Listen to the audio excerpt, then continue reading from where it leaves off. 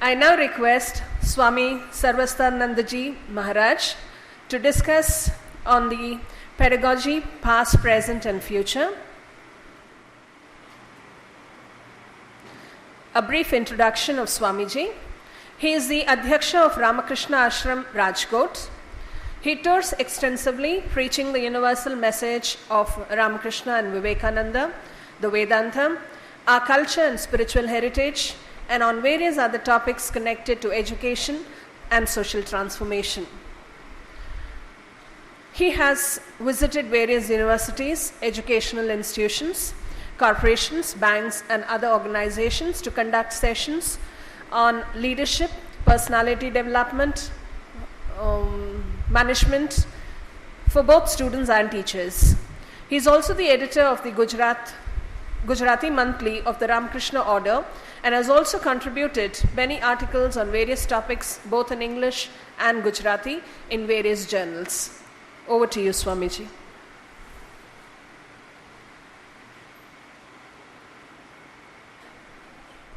Om Namah Shri Atirajaya Vivekananda Suraye Satchit Sukha Swarupaya Swamine Tapaharini. Revered Swami Vivekananda Maharaj, other monks, brahmacharis, and esteemed faculty members who are responsible for the higher education, for carrying our higher education forward.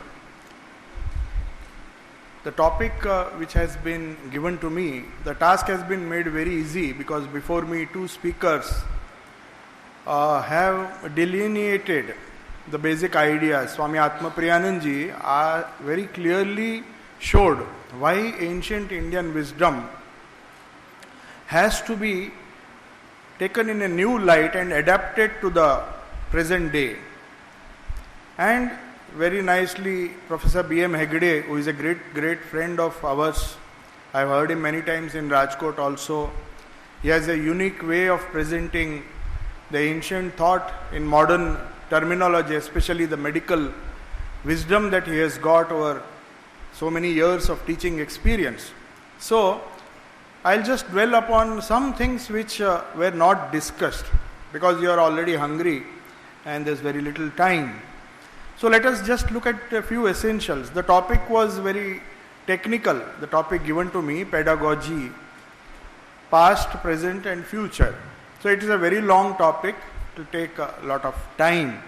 So let us not compare what was in the past, which has already been discussed, what is present and what are the trends of the future, because things are changing very fast.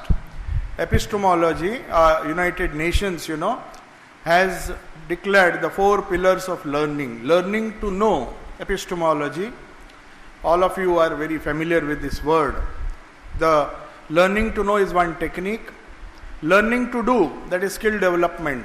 How to do based on the knowledge you gather. That is what modern teaching is all about. Learning to know, learning to do. And they added, very wisely they added, learning to be. Because to do and to know the what and how of things, science has taught us. Modern science, based on a certain methodology, based on evidence and a scientific spirit of inquiry, not believe in anything unless it is proved in the laboratory. So learning to know and learning to do, we have developed. But then our UNESCO people, whoever designed the education policy for the whole world, thought it is not enough to know how to know. Learning, pedagogy as it is known, and learning to do. There should be another skill, another learning, that is learning to be a good person, to have life values, to have life skills, which will enable you to use the wisdom, the knowledge which you are gaining in the universities, to use it for a good purpose, so that we can live together happily. So they added one more pillar. Actually there were 3 pillars. How, what and why. Why? I shall start from where Dr. Hegde left off. He said we should ask the question why. That is very important.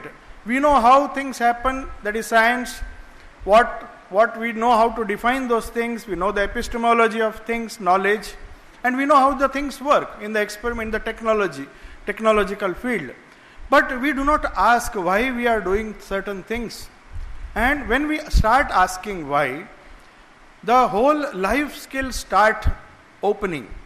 And that is what Swami Vivekananda very wisely told a group of young professors in Harvard University. There was a question answer session.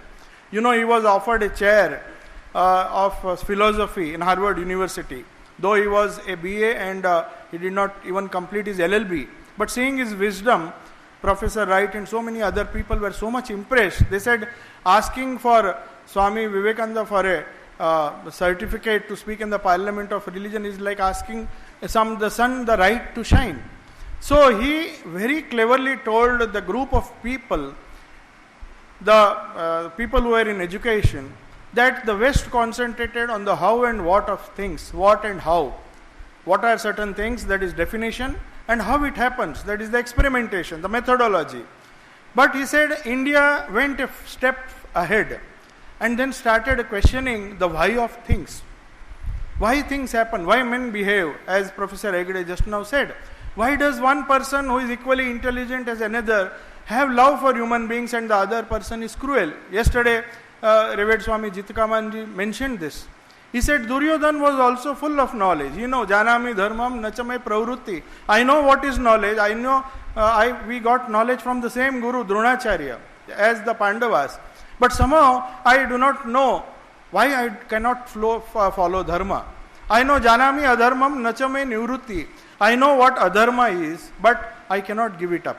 So Swami Vivekananda said the training of how to do things, the first pillar of UNESCO, how to do, learning to know, learning to do, and learning to be a good person. And the learning to live together, that was added by UNESCO later on as the fourth pillar of education, saying learning to live together comes from learning to be. If we are good people, as Hegde ji mentioned just now, we should be able to share a cup of coffee with our neighbors instead of going to the moon. So the scientists should ask themselves, we are discovering so many things, more gadgets, more consumerism is increasing, but why? Why should we do all these things? So the question why was so important that Vivekananda said, India was very wise, the Indian rishis, the Indian educationists were very wise, and they said, we left the how and what of things to babies. Babies means inferior knowledge seekers, concentrated on the how and what of things. But he said wise people started analyzing the why of things. Why should we do? Every time you ask this question, why should I do all these things? So when a person answers, when we teach the student the why of things, at every stage of education, at every stage of learning, then real knowledge comes. So that's why Swami Vivekananda once defined, Sister Nivedita asked him, can you define religion for us? Education for us? He says, normally I don't define anything because it's very difficult. But in this case, I would define education as the faculty of or controlling the willpower to flow in proper channels. The Sankalpa Shakti. As Maharaj said, Duryodhan did not have that Sankalpa Shakti to will rightly. The willpower is what matters. He says we may know certain things, but to put those ideas, as Atma Priyananji said in the morning, we have the highest religion, but when it comes to practice, we say the world is one, but we treat our poor so badly. That's what Swami Vivekananda found, that we have the knowledge, we have the skills, but we are not human beings. We don't have the life skills, the willpower to put the theories and the knowledge which we have in our head, which can flow through the heart and make a really good human being. So learning to be was primary in our system of ancient system. So the learning of the why of things, in our past, our rishis gave a lot of importance to character development, man making, and once those things are developed, then you will see that the other knowledge and other things become really useful tools. Otherwise we might produce evil people like Hitler, who were very strong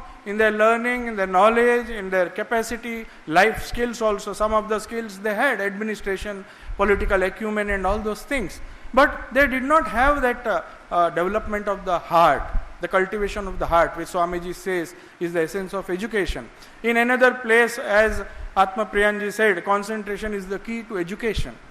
That concentration should be backed by wisdom, prajna, dhi and other things Maharaj has already discussed. I shall not concentrate on that. But when we come to the past, present and future of education, I would like to make a few practical suggestions based on the experiments we are making now. We had enough of theory. We have been thinking a lot, how could we give these values to our college students? Then we found it is very difficult to change the youths. Very difficult in the sense because after a certain age, the nervous system doesn't change. When Swamiji says it is how to will effectively, how to think effectively and how to assimilate those things and make the body and the mind follow what we have thought is real education. Training of the will to make it flow through proper channels and training our senses. We heard about self-control, but how to do it? Everybody tell the truth, but a person says, I know it is good to speak the truth. Everybody knows what good values are, that we should not make things dirty. But we don't have the willpower. So Swamiji says the basis of education is to train the willpower of the child in such a way that the values become automatic with him. So we found that after a certain age, as Sri Ramakrishna used to jokingly say, that once the parrot's throat is set, you cannot make the parrot sing. When the parrot's throat is tender, you can make that parrot sing in any way you like. So we have to catch them young, catch them very young when they are in the primary level. And we found it is really useful. Though you are all in higher education, as responsible parents, as responsible mothers, especially Vajubai, our governor, gave some very good advice that it's the duty of the mother, because Swami Vivekananda gave a lot of importance to women's education precisely for this reason. We are celebrating the 150th birth anniversary of Sister Nivedita, who was a pioneer. Because Swamiji knew, and he said in many places, civilization has to change because by the change we have in our women, especially because of the Matru Shakti or the mother power which is there in every society. Because a mother is equal to 100 teachers, as we heard in the morning. And the education, if it has to begin early, it should start when the child before he goes to the kindergarten. And as I told yesterday, I am not tired of repeating this because I was associated with the Children's University where the government of Gujarat thought, let us begin the education when the child is in the mother's womb, and it is possible. Our ancient wisdom believed in that. They believed that the atmosphere, the thoughts which a mother thinks, affects the child. And that is very true. Professor Hegde would corroborate what I say. A person who knows neurology, and there has been a lot of studies done, so many publications, reference books were studied and a syllabus was made for the Children's University. I was very actively involved. I was surprised that our ancient wisdom has been corroborated by the latest studies in neurology, saying the child starts learning when it is in the mother's womb. And even from the 3rd month onwards, the hearing, the sense of hearing develops. The eyesight develops after the child is born, but the hearing is developed so early before the child is even born that